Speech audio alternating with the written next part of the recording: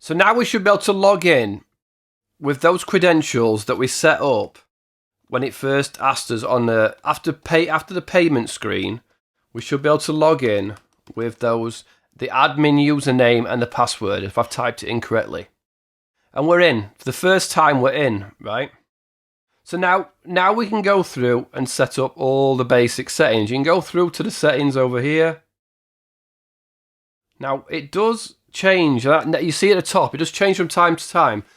So there is a setup wizard, and where that lives, if you don't have this, welcome to the new Discourse, go to the setup wizard. All you've got to do is type in /wizard here, and it'll run it as well.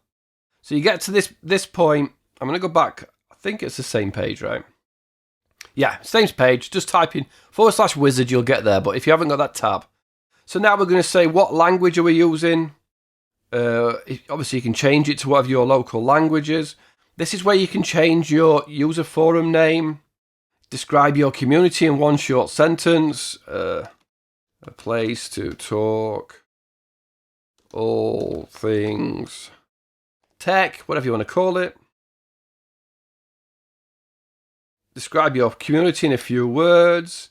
Tech, training, community. And I'm going to show you how easy it is to change this again later. So don't think, oh my God, I don't know what to say here. Just bang anything in. In fact, to be honest, half the time I just copy this and put it through. Obviously, there's more information you can put in. Do you want your forum to be public or private? You can change this again later. But do you want people to see it, or do they have to be logged in to see it? That's the difference. How do new users sign in? Users can sign up on their own. So do you want people to just log in and sign up? Users must be invited. So a team member has to invite them. Users can sign up on their own, but must be approved. So obviously, if they sign up, they'll hold the sign up until a staff member approves. I'm just going to leave it open to people signing up. Mail address for the person or group responsible for the community used for critical notifications. So this is your admin email. You can leave it like that. Your contact page. So whatever your contact page on your website is. Mine is pnuk/contact.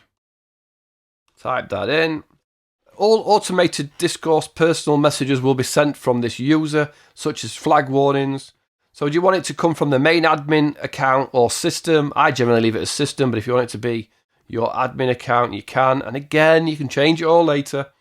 Company name, mine is Happy Me Limited in the United Kingdom. So put your information. City for disputes.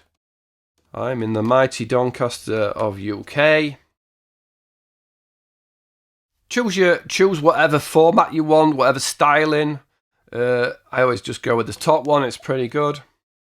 Add any change of fonts, titles. You can do that here. Upload your logo. I don't know if I've got one. Have I got a logo? Here we go. Q&A forum. So this is the long title logo at the top. You want it to be about 300 wide and 100, 3 to 1 there. It says 3 to 1 ratio. This is your icon for the top of the screen. So both the logo and it'll be coming up here. So if you've got a little square, something like that. Little square icon logo, maybe your Facebook profile. It's going to ask again here. It auto-populates at the top for the favicon and the app, but you can change these if you want them to be different. What do you want your homepage to be? Do you want it to be just the categories? The categories with latest topics, any category boxes, or just latest topics? Up to you. Which set of emojis do you want to use? I just use it as Twitter. And then you can invite any staff members you want to let them in. And you're done. You are set up. When you click done, you're going to have your logo at the top of the screen. You're going to have your favicon. You're going to have, if people scroll down on a longer post, you're going to have the square in the corner. And you are all set up. If you want to, you can go to settings. Your settings are there. And all those settings are in place here.